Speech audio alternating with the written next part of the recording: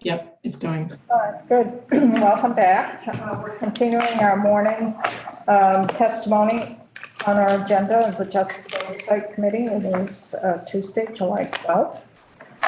We are shifting gears now to get an update from the Department of Mental Health that will be leading off this discussion. And we do have folks from the Department of Corrections and Department of Disabilities, Aging, and Independent Living.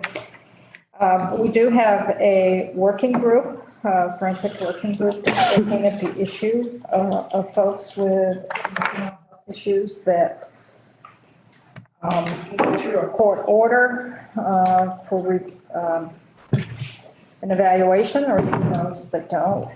Where are they placed? Are they placed within the state hospital? Are they placed within an incarcerative setting while that evaluation is ongoing?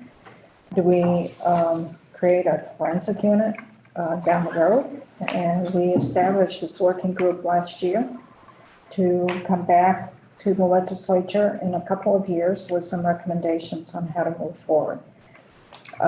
Initially, the report was due on August 1st of this year, and due to the complexity of this issue, they did request for an extension. So it will be on January 1st next year, the report, in time for legislative session. So we have with us the Commissioner of Mental Health, Commissioner Hawes, and welcome. And you do have some folks with you, and they are on Zoom. And also this report goes not just to the Corrections and Institutions Committees and Judiciary Committees, but also Human Healthcare Committee and Health and Welfare. And we have with us at the table Representative Bill Lippert, who is chair of the House Healthcare Committee. So welcome, Bill. Thank you. I know your committee spent a lot of time working on this initial legislation. So it's really terrific you're here at the table with us, and feel free to ask any questions. Okay, so Commissioner, I'll turn it over to you. Sure, thank you. For the record, Emily Hawes, Commissioner for the Department of Mental Health. Thanks for having us today. We're, like has been stated, we're here to give an update on the forensic work group. So today presenting alongside me is Karen Barber, our General Counsel for the Department of Mental Health, and Samantha Sweet, who is our Director of Mental Health Services. So Karen, I am going to turn it over to you to give an update about the work group thus far. Great. Can you all hear me okay? Yes, we can. Great. Good morning. For the record, Karen Barber, General Counsel for the Department of Mental Health, or DMH. I, along with Samantha Sweet, have been facilitating the forensic work group. We testified in front of you, some of you in the beginning of the year, so I apologize if some of this is repeat, but I wanted to just cover what we've done so far and then discuss our plan moving forward. We began meetings a year ago in July 2021. We first attempted to break up all the required topic areas into different meetings and have presentations and discussions on each. We noticed, however, that this format led to some confusion and not enough time for questions or actual discussion. The strength of this work group is in its diversity of members, and we strongly believe that each member has an important and unique perspective. The work group is comprised of individuals with various degrees of knowledge about our current system and coming from very different backgrounds and experiences. These differences are what make the composition so important, but also mean that complicated legal discussions can be difficult for everyone to follow and participate in. So based on feedback from members about how confusing this approach was, in November 2021, we took a new approach, which was to attempt to slow things down and level set, as well as focusing on a few topics as opposed to trying to cover several. Out of that discussion came a few key areas we thought the group could have deeper discussions about: diversion programs, competency restoration, and a forensic facility. Tied to all of those was a discussion around definitions of who those programs would apply to, and a larger discussion about the overlap between DMH, DAIL, or disabilities, aging, and independent living, and substance use. While we appreciated that those three were massive topics, and we fully expected that not everyone would agree, we did think that we could create a forum for discussion, analysis, and if not agreement, at least common understanding of everyone's positions and an ability to articulate ability to articulate potential options. We soon realized that the difference of opinions was perhaps further apart than we had originally thought, making it a challenge to have some of these discussions. In addition, the legal complexities and nuances around competency restoration in a forensic facility continue to cause confusion. So DMH took a step back and once again reevaluated how best to accomplish the goals of the forensic work group. We decided to break the group into two smaller groups, one focused on competency restoration and a forensic facility, comprised mostly of the attorneys, along with representatives from Vermont psychiatric survivors, victims advocates, and a forensic psychiatrist, and another group with the rest of the members to focus on diversion programs. The idea was to use people's strengths and knowledge to form smaller groups they could best participate in. We wanted those groups to come up with specific concrete ideas they could then bring to the larger group for large group discussion. We tried this in April of this year, and unfortunately, it did not go as well as we had hoped. The group struggled with finding common ground. So after that, DMH once again took a step back to reevaluate the work group and think about how best to approach the next 6 months. While we temporarily paused the larger group meetings, we continue to work internally, and Sam will provide some of those updates in a moment. It has become clear to DMH that the group will likely not be able to put forward consensus recommendations. The approaches with the work group we have engaged in thus far have not been successful, so we're going to try to once again pivot and try something else. We will ask each member to brainstorm, research, draft concrete ideas, potentially partnering with other members to do so. And then we'll use the meetings as a forum to discuss those specific concepts and present them all in a final report. I also did have a discussion with representatives from Vermont psychiatric survivors concerning their concerns that those with lived experience may be hesitant to share their personal experiences with the group, given the Open Meetings Act and Public Records Act. So we brainstormed how best to assure the group got their valuable input in a way that felt comfortable to people. So Vermont psychiatric survivors will be designing a survey for their members to gather their input and then de-identify it before sharing the results with DMH and the work group. That way we can get their important insights, thoughts, and ideas, but in a way that respects individual privacy. We'll discuss those results at a meeting if they would like, and of course, present them in the final report. We recognize that this means the report may include many different proposals, some of which may have broader support than others, but we think this is the best way to use the remaining 6 months before the report is due to gather concrete ideas and ensure that all members are given the space to present their suggestions and proposals. Before I turn it over to Sam, I also just wanted to note that DMH, per our usual processes, has already begun to discuss our own legislative priorities and ideas for the coming year, and expect that there may be some recommendations on the topics of the intersection between the mental health system and the criminal justice system. So I'm happy to answer any questions, but if there are none, I will turn it over to Sam. Dick? Well, I'm concerned with the report, that we actually get to a report in January. And the reason we put together the report was because we had divergent opinions throughout the legislative process, and we're hoping people could come together. I personally see the state in crisis in terms of mental health, in terms of its impact on other agencies within the Agency of Human Services. For example, corrections, which is under increasing pressure to hold people who are seriously mentally ill, quite frankly. Awaiting evaluation, awaiting competency. It's not a role that corrections was designed for. I see an increased number of kids in DCF custody who have significant mental health issues. And we can't get the players to come together, then the legislature and administration need to act, because this is a problem. And we couldn't come together, but so we asked for a report, but we've got to do something. That's my personal opinion, that the current status is not acceptable. So hopefully in the next few months, you can weave some magic and have it all happen. But Thank you for your effort. I don't want to disparage the effort, but I'm really concerned that we get no further ahead and we're in January scratching. Well, I won't be pulling out much hair, but some people will be. Well, I want to reiterate what Senator Sears is saying, because I'm feeling the same frustration. And I guess what I'd like to know is what camps are people falling into that they can't come to a consensus?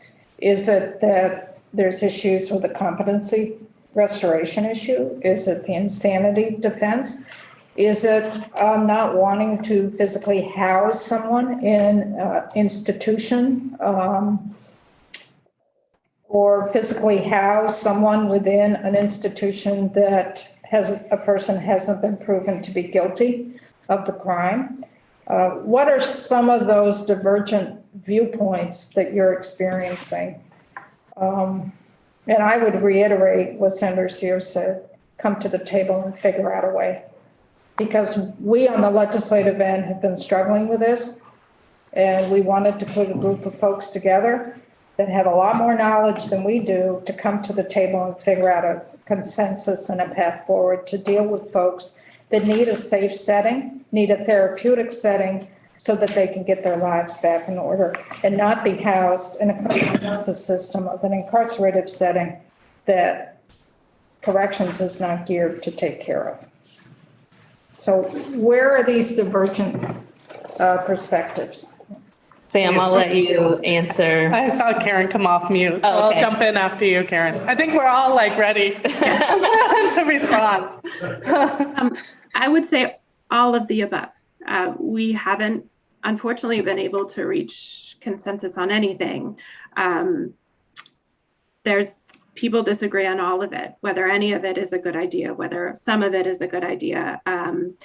When we attempt to kind of break it down into a smaller, let's just talk about competency restoration today.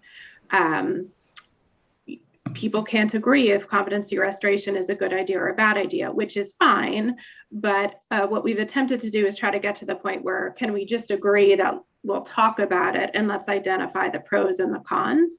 And it's difficult because of people have really strong beliefs about this stuff. You know, these are very personal topics, especially, you know, it's just a very sensitive topic. And so it's really hard to get people to compromise on those. And so it has been really difficult to even just begin the discussions to say, can we at least identify that there may be some pros and there may be some cons about most of the subjects we have attempted to discuss.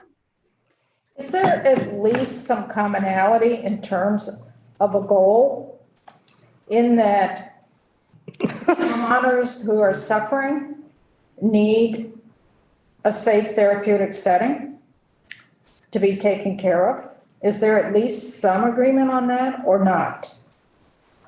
I'll jump in and just say no. I think there's some members of the working group that believe that the system that we currently have works. In what way does it work? That anyone can get a competency evaluation, that there's no guardrails for that.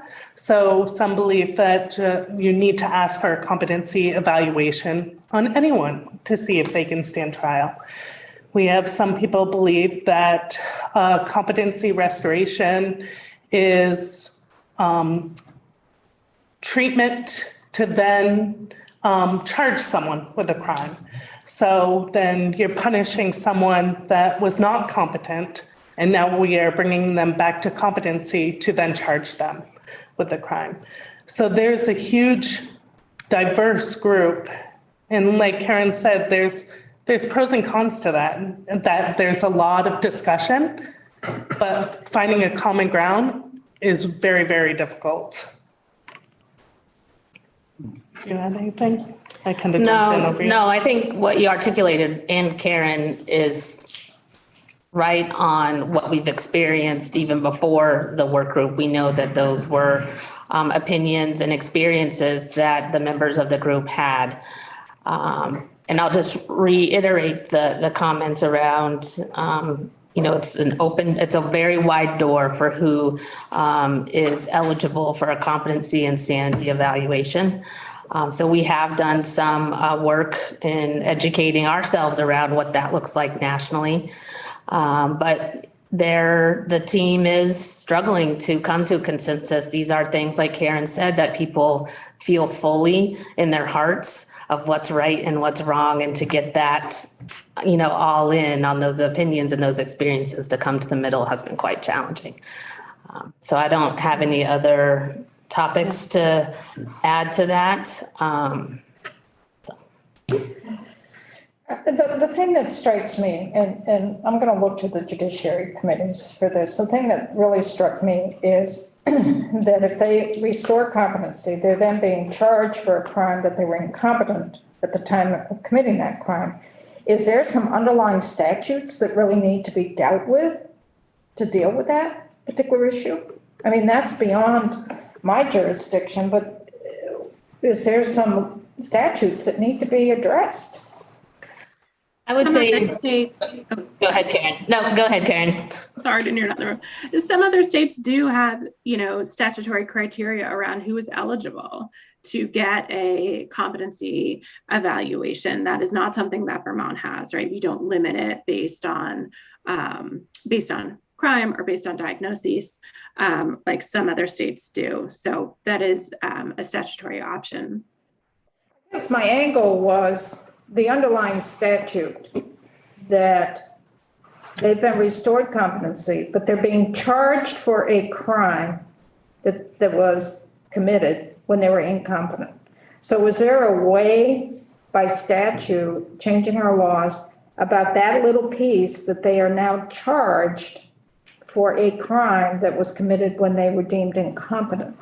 Is there a way to deal with that particular charge? I think that's some good follow-up work. And we can look further into that because I think part of competency and sanity is you may have, sometimes Vermont will do a combined competency sanity evaluation. But competency to stand trial can change, but that doesn't change whether or not someone was insane at the time. So there are opportunities, I think, to go back and look at that. And I know S3 did some language change, and Karen, correct me if I'm wrong, around the ability to ask for combined evals. And so I think there's some work that we can do in re-exploring that language. And I think for most of the things that will come as a legislative ask for a forensic system likely require some statute changes. And just to be clear, there's no restoration of competency program right now. So there's no real, if someone happens to become restored just through treatment, that is different than kind of a formal competency restoration program like we've discussed a little bit in the work group. So Dick and then Teresa. Recognizing that most people who are mentally ill do not commit crimes, that they need help, that this system kind of gets in that way. Unfortunately, there are those who, at least in the public's eye, are perceived to get away with murder in Vermont. And that, I can't be any blunter than that statement. They're getting away with murder. And that's part of the reason for the call for systematic change. And I understand that there are those who are in the system who view their job to protect the status quo. But it frustrates me to deal with victims of these crimes and hear their stories and hear their frustration that this person's going to get away with it. And I think you're highlighting just the exact, those are what each member of that group brings to the table. And I will reiterate, people experiencing symptoms of mental illness are more likely to be a victim of a crime than a perpetrator of a crime. And so we also have some cultural work to do around the getting away with it. And part of that getting away with it is an appropriate system to treat and, But that was the issue in Chittenden County and Yep. the issue in Bennington County. for sure. I believe there were 3 cases in Chittenden County and 1 case in Bennington County that come to my mind right now, which is on, the Bennington County one's ongoing. I don't know the status of the other 3. But that's the real issue. And, I know what my answer is, but I don't know where the legislature will come down. And I was hoping for a report to back up at least making some progress. And one of the things Karen and I did last week was we met with 2 individuals that identify as victims advocates to talk to them and make sure that we heard their voice. Part of the working group, it's a large working group and it's many voices, many strong voices. And so we were worried at the beginning of the working group, we had to do some level setting to make sure everybody understood the current system. And so what we're noticing now is we have really strong voices in the room, and some people are getting lost or not speaking up and sharing their voices. So we actually met with a couple people last week to make sure that they understood that it's still our priority. We're still moving forward. We would love their input. We would love to know how we can make sure that their voice is heard in the large working group. Teresa, then book. If Stuart's going to address this, then I can wait till that happens. But I just was, we've been talking about folks with mental health challenges, and I'm just wondering what in this process around folks with developmental or intellectual disabilities in terms of their particular feedback and issues, and if the group as a whole has had any divergence of what you've reported so far, based upon that identified disability. Representative, I'm prepared to speak to the discussions that the working group has had around the current processes. Where that has gone is more of an outstanding question. The value of the discussion around the current processes and how that will inform the other options that may exist for other individuals with mental illness, for example. But I am prepared to talk about that when we get to it. Okay, all right, thank you. I'll hold my further questions till then. Butch? Thank you. So I heard Karen say earlier that the working group's kind of at a loggerhead to get everybody to sit down, decide how to move forward. And then I heard a couple of minutes ago from Samantha that you may or may not have a plan. S3 is not going away anytime soon. So how do you have a concrete plan? Because you need to get this done. And there's a lot of work has been put in and thought has been put into this bill. So apart from what you just said, what's your further plan to bring these people back to the table and not leave them out? I mean, you can move forward without them on the working group, but then it won't work. So that's what I talked about, where we were going to have people, instead of trying to focus the discussion, DMH kind of leading the focusing of the discussion, we were going to invite the work group members themselves to kind of come up with some ideas, and then use the meetings as a forum to discuss those ideas, so that people felt like it was their opportunity to present to the group instead of us trying to focus them on specific areas, allowing people the option to present the things they felt were important for the group to hear and the ideas they felt they wanted the group to consider. So that is our plan going forward, is to encourage more participation by the members themselves and actively driving the direction of the group. So, okay, I've heard that. So you're still planning on a January report that's inclusive of everybody in the working group? Yes. Yes. Thank you. And that report may be, we agree to disagree. It might be. It's just really frustrating. I'm sitting here thinking of all those situations that DOC has had to deal with because there isn't a proper system in place, whatever that system may be. And then on top of that, and I'm kind of alluding a little bit to what we'll be discussing this afternoon, we have juveniles who are just as involved between the age of 12 and 17 that are just out there, and we're not willing to figure out a plan there. And then in working with Raise the Age, 18 and over, we're falling apart. We're not, as a state government, taking care of our citizens that need to be taken care of because people are so entrenched in their own viewpoint. And I find that very, very frustrating. I just need to say that.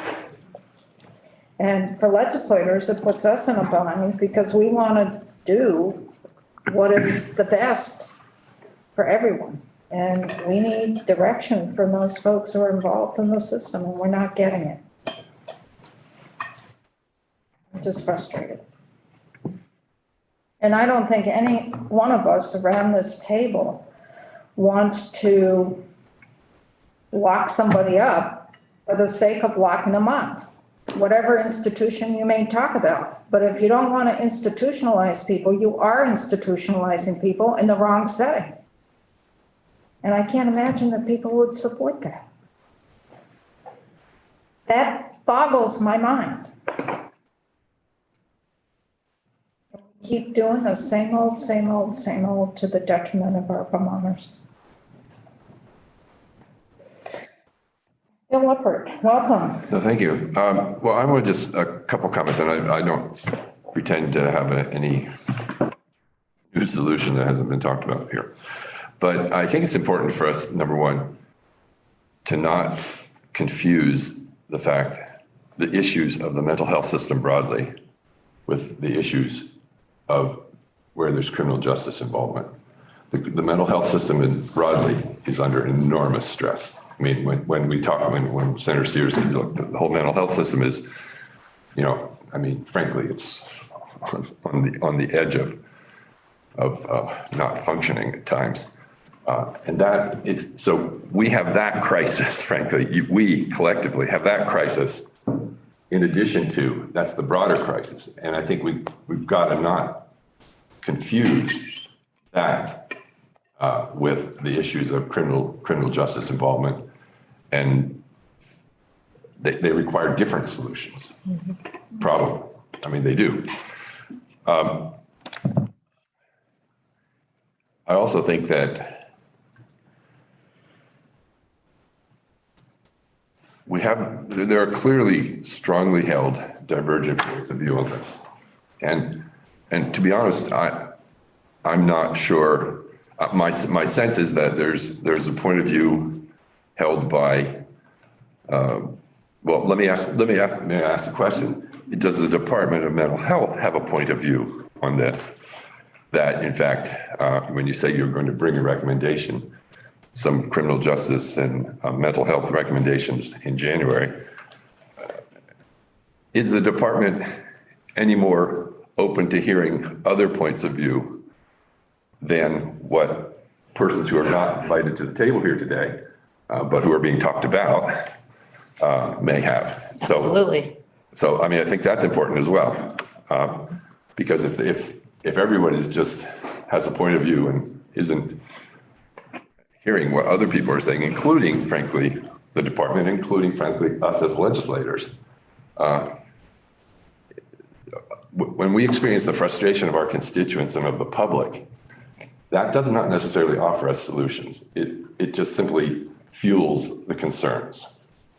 And I think that a key piece of this is, number one, understanding the current process. I frankly think if you tried to survey our colleagues in the legislature and ask them, or frankly, ask us around this table right now, I'll include myself, to carefully articulate what the issues are around competency restoration,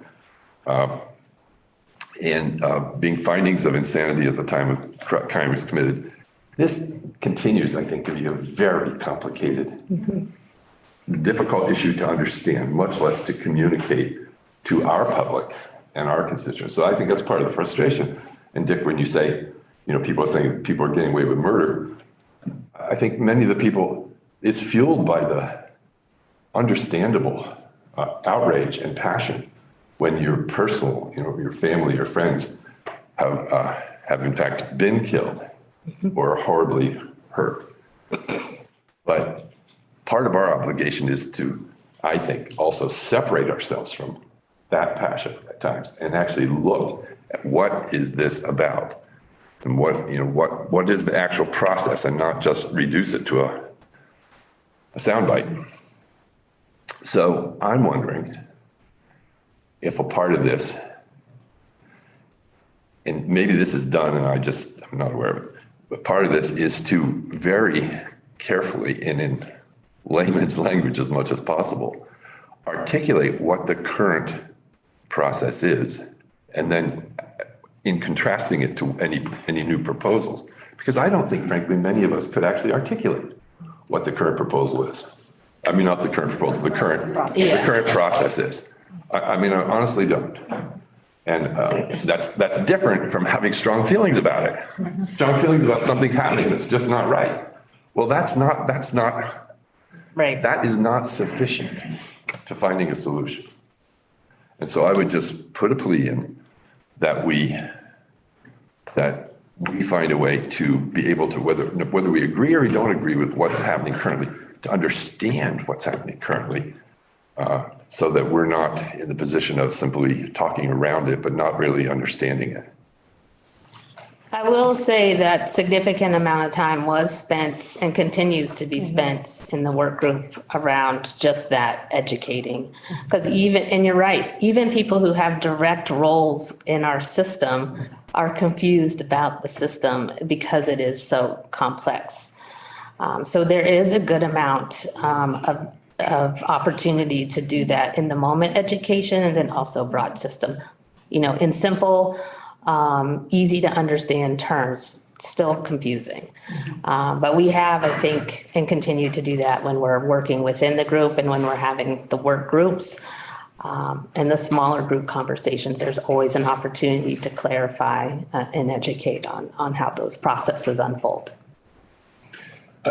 I don't disagree with Bill's points, but I would say there were significant changes in statute under S3 to provide what I would say a more fair system of looking at the criminal act. The question is getting to that point and where the person is held and how they're treated. And that was one of the things that we're looking at in terms of forensic unit, whether there should be one or not. And the other piece I would like to at least be better aware of is how does the forensic population impact your ability to deal with other populations, those who are mentally ill, who need hospitalization. I hear from my local hospital about holding people for months. Yeah. And I'm sure you do. But that's what I'm referring to, Dick. Right. Like we get monthly reports to our committee, and I think it's hopefully shared with others. But yes, we've had people waiting in emergency rooms for long periods of time, youth as well as adults. And that's what I'm trying to say. So I agree with you. Where does one impact the other? This is one of those times we agree, Bill. I think we've got a system that is in crisis. And many of the people who are in the emergency rooms end up assaulting staff and then get charged with a crime, which is, But I think what you're both laying out really is explaining where we are. Yeah. The foundation of providing mental health services has crumbled, is crumbling and has crumbled, which then exacerbates those folks that then become charged with a criminal act. So it exacerbates that because the underpinning of our mental health system is not there. Yeah, whether you're involved in the criminal justice system or not, we need a system that folks can access when and where they need it. And that isn't necessarily a hospital. Most folks are served in an outpatient system, both from our forensic side of the house as well as folks who are not involved in criminal justice. But from the Department of Mental Health, that's what we want. We want a system that is accessible when and where people need it. And prevents them from becoming a status person or a number within our criminal justice system. Because that's the ultimate end. Your underpinning of providing services is not function. It's popping out in the criminal justice system.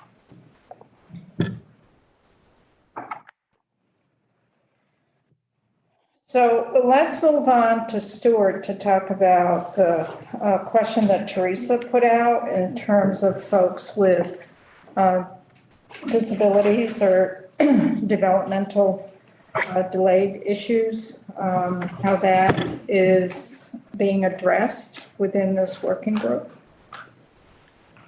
Certainly. So for the record, Stuart Scher, General Counsel for the Department of Disabilities, Aging, and Independent Living.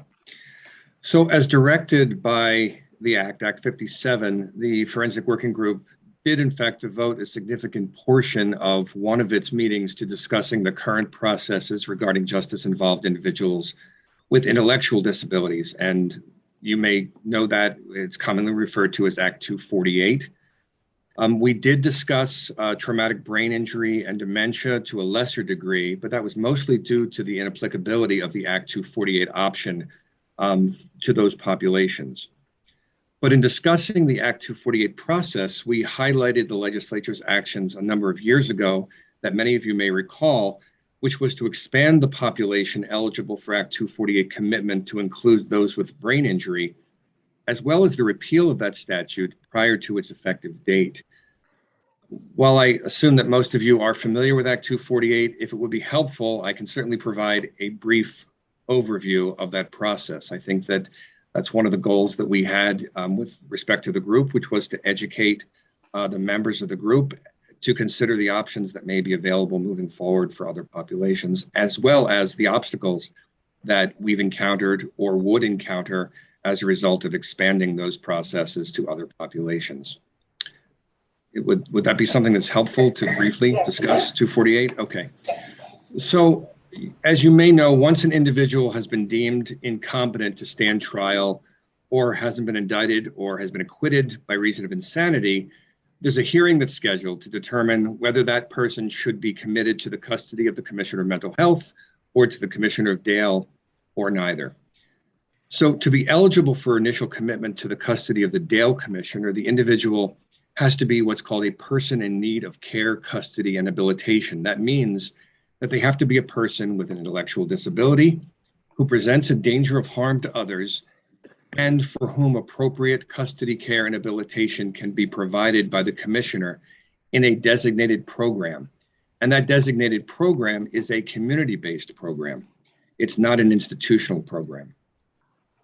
So once the threshold for meeting the definition of an intellectual disability is met, and I just remind the committee that we're talking about intellectual disability, which is a subset of developmental disability. And only individuals who have an intellectual disability, which means they have an IQ of 70 or below, and have certain significant deficits in their adaptive behaviors, are eligible for Act 248. But once that criterion is met, and then the danger of harm to others is met, then we move on to whether the commissioner is able to provide a program, a designated program, that affords appropriate custody care and habilitation. And I will note that the danger of harm to others is specifically defined to include one who has attempted to inflict or has inflicted serious bodily injury to another, or has committed an act that would constitute sexual assault or lewd and lascivious conduct with a child. So that definition is narrow as well. We're not talking about your misdemeanor offenses. But the biggest issue is really whether the commissioner of Dale can provide an appropriate custody care and habilitation to the individual. And currently, the way the system works is the commissioner provides all the services and supports to folks under Act 248 supervision through the department's partnerships with the designated agencies. We currently have 26 individuals committed under Act 248. supported by 9 of the 15 provider agencies.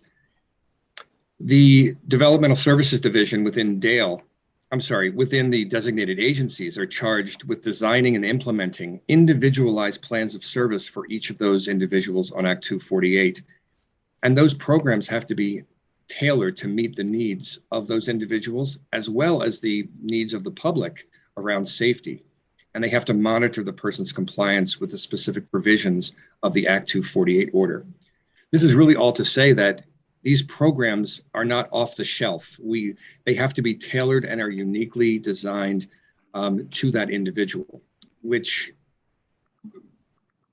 is an example of why this is such a challenge and such a workload in many cases for the development of each one of these programs. And the commissioner is required by statute to place the person in the least restrictive environment that's consistent with the need to protect the public. And what this means is that before the person is committed to the custody of the commissioner, a lot of work has to be done. For example, homes, neighborhoods, job sites are reviewed to assess whether there are risks to the public. The level of supervision, the activities and therapies and services have to be assessed and developed. And in many cases, there's 24/7 supervision because these are some of the more dangerous individuals that the designated agencies are having to supervise. So if that commitment order is issued, once those 3 eligibility criteria are met, then the individual is required, at least by the order, to comply with their treatment plan and their behavior support plan and the conditions of that order. But as we know, many of those individuals don't necessarily comply. They're often eloping from those programs, in which case the program coordinators at the designated agencies are contacting law enforcement to arrest that individual and to bring them back to the community-based setting where they're living. Oftentimes those individuals elope, they commit another crime, and we're talking about a cycle once again of that person being evaluated for competency, and if not competent, potentially being placed back in the program once again. So in the spirit of the time that we have here, I just want to jump to the conclusions that we have reached, at least at this point, as to the challenges we've encountered in administering Act 248, and maybe that will shed some light or give some guidance as to where this could go for other populations.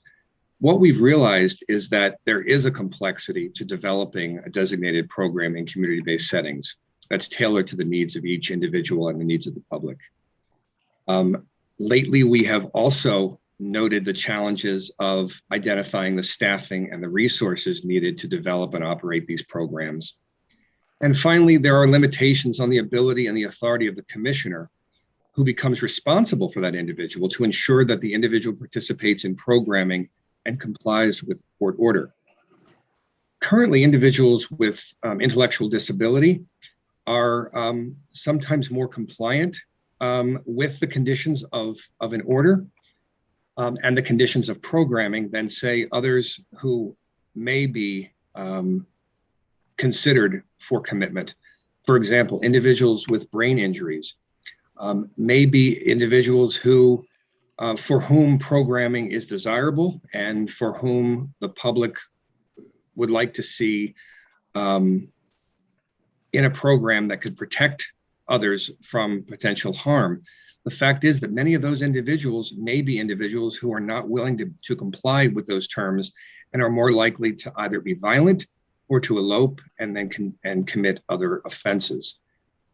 So those challenges, we would argue, should be considered carefully before implementing any expansion of the current Act 248 process to other populations. And so with that in mind, we did talk at the Forensic Working Group about the proposed expansion to include those with traumatic brain injury. And I'm sure many of you will recall, we reported back to this committee as well the Agency of Human Services concerns that the treatment, financial, and legal aspects of Act 158, which was the act that expanded the population and was later repealed, would have created an unsustainable burden on the state of Vermont. And we did submit a report.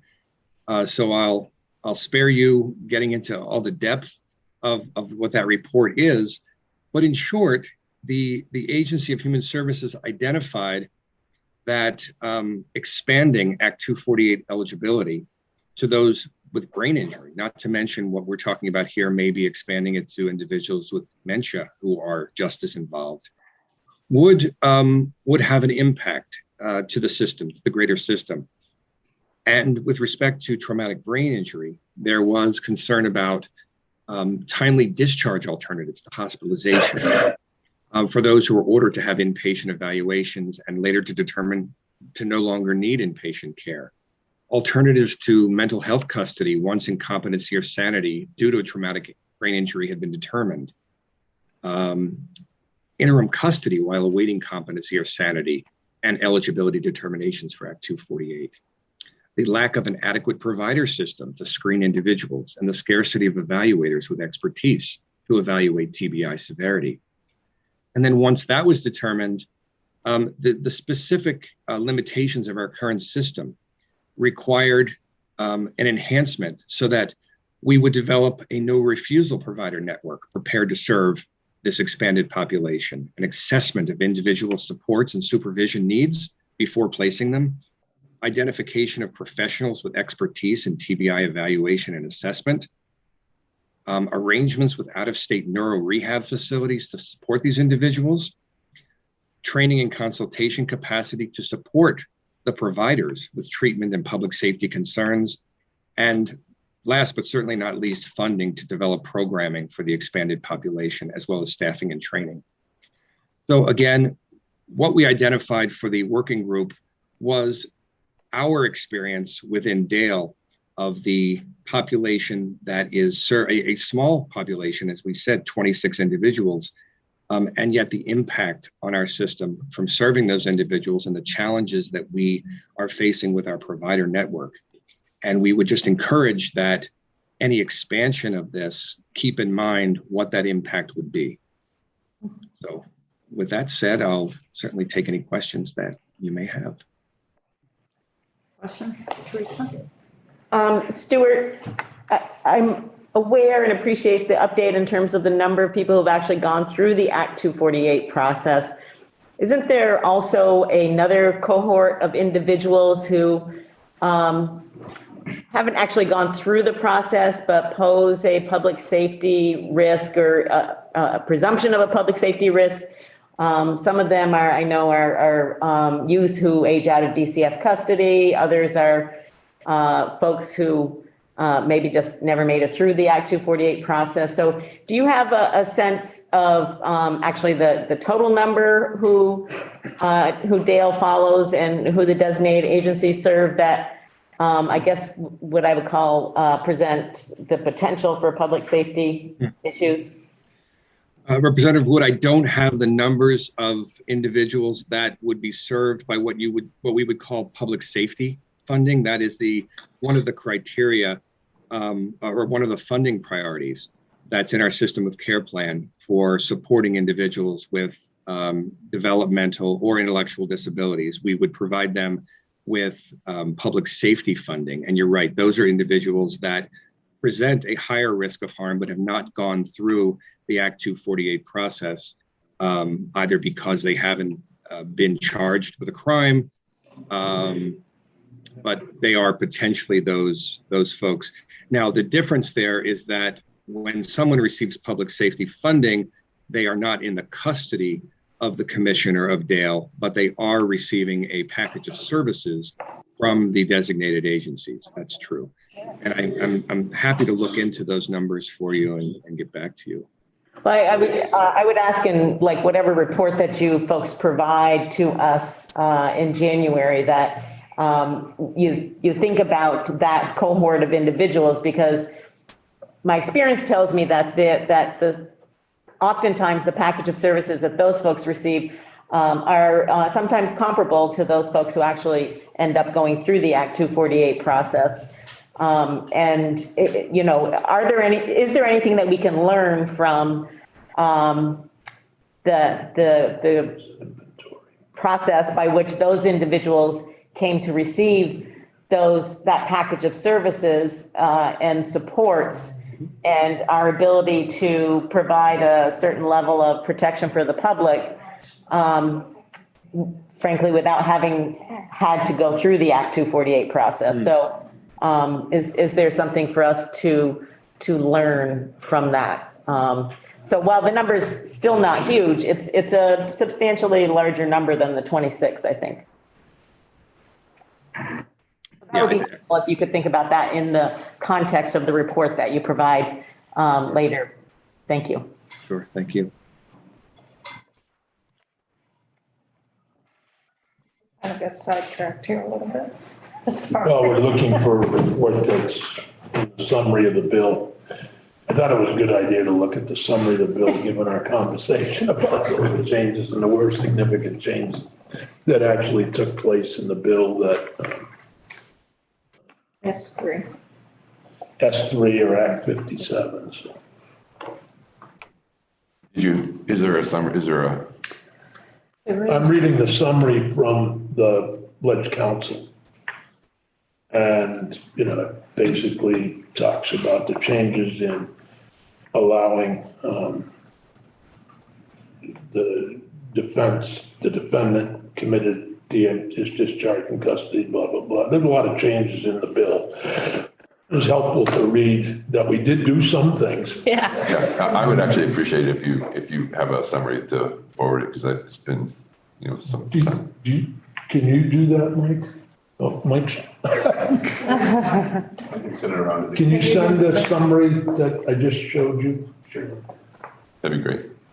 Because one thing that, this is separate from the conversation we just had with Stuart, one thing that Dick brought out was that this act, which is Act 57, also requires DMH and DOC to submit to the General Assembly an inventory and evaluation of those mental health services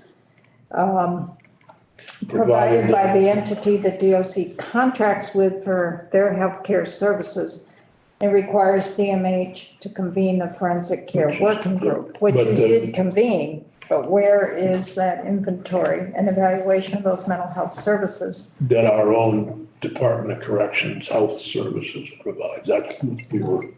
I don't remember that report. And it probably got filed in somewhere.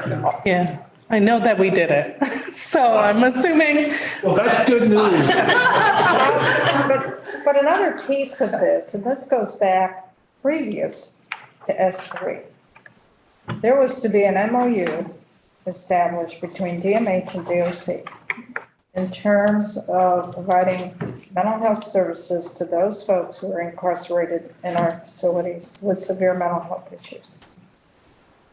And that's sort of tied into this inventory as well. I mean, that's the underlying tenet as well.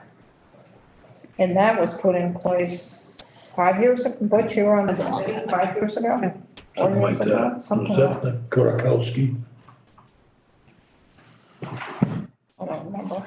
But we worked really hard to make sure that if folks with mental health issues are incarcerated, the DOC gets help from DMH in providing the services. So this is a summary of S3 that Ben has posted up. It's hard for us all the way back here to read it, but.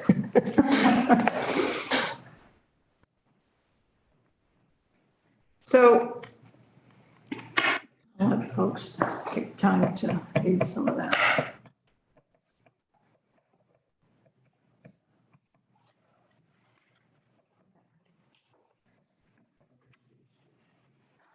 So I don't know where we are, how we're going to move forward here. And we also haven't heard from DOC. I don't know if DOC, you want to weigh in on this forensic working group, because DOC is part of this working group.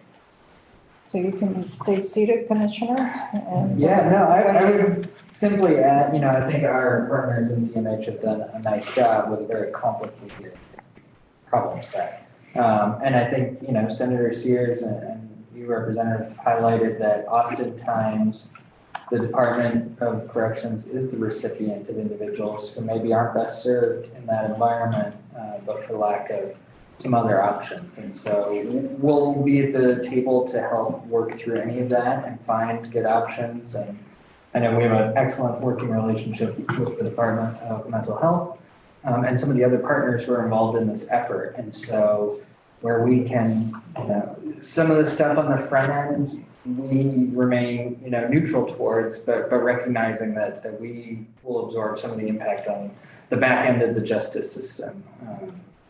We'll want to make sure that we position everybody for better success here. Questions? Thoughts? Well, Go for at it. some point, at 1 o'clock, our agenda item is the report on juvenile proceedings. And I think, given that, that's an interim report, we have that interim report, but given the connection between DCF, DOC, and mental health recent problems, I would hope that we could have a more expanded conversation at one of our future meetings about some of the problems that I see programs in the community facing, trying to deal with some of the most difficult kids in the state without a secure residential facility available. And some of the problems that DOC is seeing. I know you had a 15-year-old girl at South Burlington. You've had a number of cases that have been difficult, and I know there's been problems at the retreat trying to get placements in due to staffing shortages and whatever. So I would hope that I don't want to fill up your agenda, Madam Chair. No, that's but, fine. No, I think it's a really important issue. And I'm really concerned that somebody is going to get hurt or killed or something tragic will happen, and that we're not prepared to deal with it. Yeah. I wanted to, if we're giving a nod to the next meeting's agenda, I was also concerned reading the reports about the staffing changes and the manner in which those are happening with regard to state employees. And I know that the commissioner has talked about sort of ex post facto negotiations with the union. And so I'm wondering, doesn't seem to be standard practice. I assume it's an emergency practice. So if there was time on the agenda for next meeting to have a report on that and an update on that, that would be great. Because at that point, it will have been in place for a few weeks. Because it'll be Possibly. in September. Our your next meeting's- meeting is yes, in then- September. We're yeah, not having a that's meeting in August. So we will spend some time this afternoon talking about some potential agenda items. I've made note of those two so far. Any other questions pertaining to this working group forensic unit, forensic issue, not unit, but more forensic issue? And then we go forward, or not go forward. Well, at least we got our update. We had an update. It'll be interesting to see what happens come January.